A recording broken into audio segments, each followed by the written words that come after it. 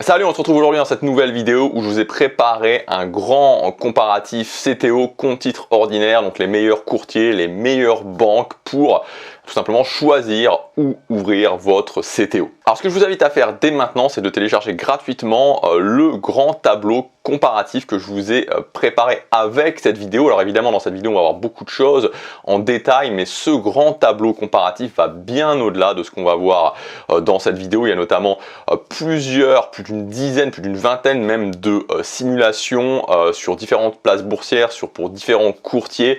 Bref, voilà, c'est un très grand tableau comparatif. C'est le premier lien dans la description pour le télécharger. Je vous invite à le faire dès maintenant, ce sera beaucoup plus simple de suivre la vidéo. Et en plus, comme je vous l'ai dit, ce tableau va bien au-delà en termes d'informations de ce qu'on verra dans cette vidéo. Et d'ailleurs, tout au long de la vidéo, je vous indiquerai les informations complémentaires que vous pouvez retrouver dans ce grand tableau comparatif. Alors cette vidéo évidemment elle va être basée sur des critères pour comparer les différentes possibilités, donc la sécurité, quelques indications à connaître sur les produits, les frais divers, y compris évidemment les frais de courtage, des simulations comme je vous ai indiqué qui sont sur le tableau pour les différentes bourses sur lesquelles on peut investir, les avis clients, points forts, points faibles, et enfin je terminerai par une petite synthèse vous indiquant selon moi dans quel cas vous devriez ou ne devriez pas choisir tel ou tel courtier. Concernant les courtiers, j'en ai mis 11, donc dans le tableau vous verrez le tableau, donc comme je vous ai indiqué, que vous pouvez télécharger, que je vous afficherai par morceaux parce qu'il est vraiment très grand dans la vidéo. Ils sont classés par ordre alphabétique pour que ce soit plus clair. Donc les 11 qu'on va comparer, c'est Bourse Direct, Boursorama, Bug0, Crédit Agricole, DEGIRO, Fortuneo, Interactive Brokers, Scalable, Trading 212, Trade Republic et XTB. J'ai fait un mélange de courtiers français et étrangers, de courtiers exclusivement en ligne et d'autres qui ont des agences physiques, de courtiers pour les investisseurs débutants et d'autres pour les investisseurs un petit peu plus expérimentés. Bref, vraiment un large choix pour 2024. Et donc on va commencer dès maintenant ce comparatif avec le premier critère, premier item qui est la sécurité. Alors la sécurité, c'est pas forcément ce qu'on regarde en premier. Très souvent on s'intéresse au choix dans les produits. Très souvent évidemment on s'intéresse aussi aux frais, notamment aux frais de courtage. Cependant, quand on investit son argent, quand on peut passer des sommes importantes, voire très importantes, c'est quand même bien de se dire que son argent est bien en sécurité et bien safe. Donc le pays de domiciliation, c'est le pays dans lequel le courtier est enregistré. Cela a évidemment des implications en termes de réglementation, en termes de fiscalité. Sur les 11 courtiers du comparatif, 4 sont domiciliés en France. Donc il s'agit bien sûr de Bourse Direct, Boursorama, Crédit Agricole et de Fortuneo. Les 7 autres sont domiciliés à l'étranger, donc on a l'Allemagne, les Pays-Bas, les États-Unis, l'Angleterre, la Pologne. Du coup, l'autorité qui régule le courtier, c'est celle du pays où il est enregistré. Donc par exemple, si le courtier est enregistré en France, c'est l'AMF, l'autorité française des marchés financiers, qui le régule. Si c'est aux États-Unis, c'est la SEC pour Securities and Exchange Commission, donc l'autorité américaine des marchés financiers, etc. À noter quand même que les brokers étrangers qui exercent en France, même s'ils sont régulés par leur propre autorité de marché financier, ont l'obligation d'avoir une autorisation de l'AMF. En cas de défaillance du courtier, une faillite par exemple, vous avez certaines garanties sur vos liquidités et sur vos titres qui sont appliqués, qui dépendent de l'organisme qui vous dédommagera. Tous les courtiers français sont garantis par un organisme de service public, le Fonds de garantie des dépôts et de résolution. Donc ce FGDR ne garantit pas les dépôts et les titres. Alors ça peut être les deux, comme pour Boursorama, Crédit Agricole et Fortuneo, mais ça peut être aussi que l'un des deux seulement, comme Bourse Direct, où seuls vos titres sont garantis. Si les dépôts sont garantis, ça veut dire que les sommes déposées sur vos comptes sont garanties à hauteur de 100 000 € par client et par établissement. La garantie des titres, elle, concerne tous les actifs, donc actions, obligations, SICAV, etc. et couvre jusqu'à 70 000 €, toujours par client et par établissement. Maintenant, concernant les autres courtiers, donc les courtiers étrangers, les fonds sont garantis par les banques dans lesquelles ils sont déposés. Donc par exemple pour Bug0, c'est la ABN AMRO Clearing Bank, donc c'est une banque néerlandaise qui garantit vos fonds à hauteur de 100 000 € comme en France. Notez que chez XTB les fonds ne sont garantis que jusqu'à 20 000 €. Il n'y a pas de garantie de fonds chez Trading 212. Les titres des courtiers étrangers ne sont pas garantis par le FGDR mais par l'ICF, donc l'Investor Compensation Funnel, ou le fonds de compensation des investisseurs. Dans ce cas, l'indemnisation sera seulement de 20 000 € et non pas de 70 000 €, mais c'est toujours par client et par courtier. Deuxième critère qu'on va regarder dans ce comparatif, c'est tout simplement les produits. Donc ici l'idée c'est pas de vous faire une liste exhaustive de tous les actifs sur lesquels vous pouvez investir pour chacun des courtiers. Je rappelle que les vidéos que je fais, c'est toujours dans le cadre général de cette chaîne où on parle d'investissement passif et sûr en se servant des ETF. Donc plutôt ce que je vais faire, c'est de vous indiquer si vous avez un large choix ou pas pour les deux principaux actifs. Donc j'ai quand même mis les actions et évidemment les ETF. Donc c'est un critère très important à prendre en compte, donc particulièrement pour ce qui nous intéresse nous sur cette chaîne, pour les ETF, pour tout simplement savoir si vous allez pouvoir diversifier votre portefeuille à votre convenance. Surtout qu'en général, on a déjà du choix sur PEA, on peut souvent construire sa stratégie de base, alors là je parle vraiment de ma philosophie sur cette chaîne, sa stratégie de base sur PEA, donc si on n'a pas vraiment un large choix sur CTO, bon, ça limite vraiment l'intérêt du CTO. Donc sur les 11 courtiers du tableau, 8 ont suffisamment d'ETF pour que vous puissiez vous créer un portefeuille bien diversifié. Plus de 500 pour Boursorama et le Crédit Agricole, plus de 1000 pour Scalable, Trading 212 et Trade Republic, plus de 5000 pour DEGIRO, et enfin plus de 10 000 pour Bourse Direct et Interactive Broker. A noter que chez Boursorama et DEGIRO, vous avez aussi une sélection de plus d'une centaine d'ETF à zéro frais de courtage. En revanche, chez Fortunéo, XTB et Bug0, il y a beaucoup moins d'ETF disponibles, seulement une trentaine chez Bug0, ce qui est vraiment très peu. Ensuite, toujours dans ce critère, est-ce que le courtier propose des parts ou des fractions d'ETF ou d'actions? Donc ça, c'est vraiment quelque chose qui est très intéressant, notamment par exemple quand on est un petit investisseur et qu'on fait du DCA, parce que certains ETF peuvent s'avérer chers, voire très chers, plusieurs centaines d'euros. Et le désavantage, c'est que si vous pouvez pas, si vous êtes dans ce cas-là et que vous ne pouvez pas acheter des fractions d'ETF, il faudra soit espacer vos investissements pour disposer de la somme nécessaire, soit arbitrer entre les différents ETF de votre portefeuille à chaque fois que vous investissez pour votre DCA. Donc 6 des 11 courtiers offrent la possibilité d'acheter des fractions d'actions ou d'ETF. Attention, chez Scalable, ce n'est possible que si vous passez par l'investissement programmé. Ensuite, on continue dans cette catégorie avec le critère qui me semble quand même assez important, on va dire assez pratique, c'est est-ce que, quels sont les courtiers qui proposent un IFU. Donc l'IFU ou imprimé fiscal unique va vous aider à déclarer correctement vos revenus de capitaux mobiliers aux impôts, car il résume ce qui vous a été versé pendant l'année, comme les gains sur les actions, les dividendes, les revenus d'obligation, etc. L'IFU est établi par les banques ou les courtiers où vous avez ouvert, donc en l'occurrence votre CTO, et est transmis directement au fisc. De cette manière-là, votre déclaration est pré-remplie et vous n'avez donc plus qu'à vérifier, ce qui simplifie énormément la déclaration. Donc 6 courtiers de la sélection proposent un IFU, bien sûr les 4 banques françaises, mais c'est à noter, il y a également XTB qui est un courtier international et dont sa succursale française propose un IFU, et aussi Scalable, c'est tout nouveau depuis cette année seulement.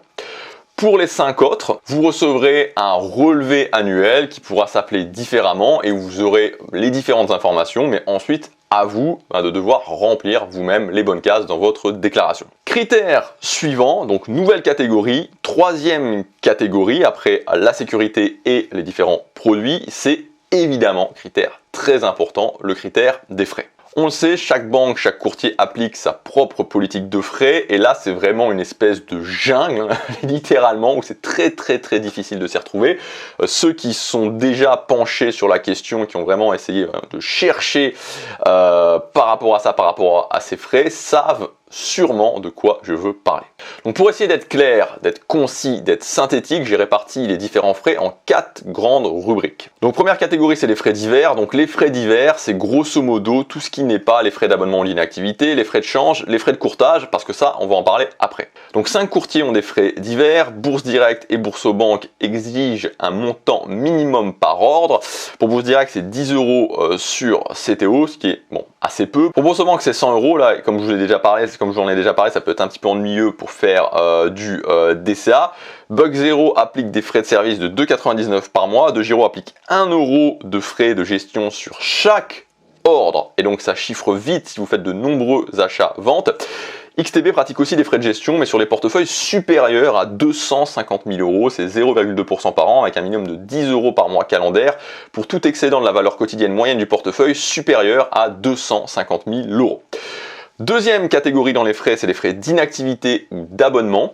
Donc c'est des frais qui s'appliquent si vous ne faites aucune opération sur votre compte pendant un certain temps. Ou dit autrement, vous aurez un minimum d'opérations à faire, généralement par mois ou par an. Donc seul XTB facture 10 € par mois si au cours des 365 derniers jours il n'y a eu ni ouverture ni clôture de position sur le compte du client et si aucun dépôt n'a été effectué dans les 90 derniers jours sur le compte. Pour le Crédit Agricole, vous devrez passer 24 ordres par an, sinon vous serez facturé de 96 €. Troisième catégorie, ce sont les frais de change. Donc là, il s'agit d'une commission supplémentaire que les courtiers appliquent ou pas. Il y a seulement 5 courtiers de la sélection qui ajoutent cette commission, le plus cher étant XTB avec 0,50% et le moins cher Bourse Direct avec 0,08%. À noter que chez Box 0, ces frais de change sont appliqués uniquement sur les actions américaines.